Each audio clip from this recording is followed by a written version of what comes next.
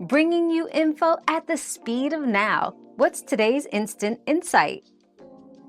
Sugary cough drops can be just as harmful to your teeth as candy. Both feed mouth bacteria that produce acid, causing tooth decay.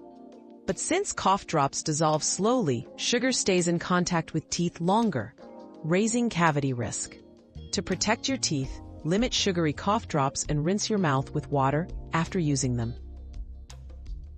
Your daily dose of discovery ends here, but the journey of learning never stops. Subscribe and join us again for more answers tomorrow.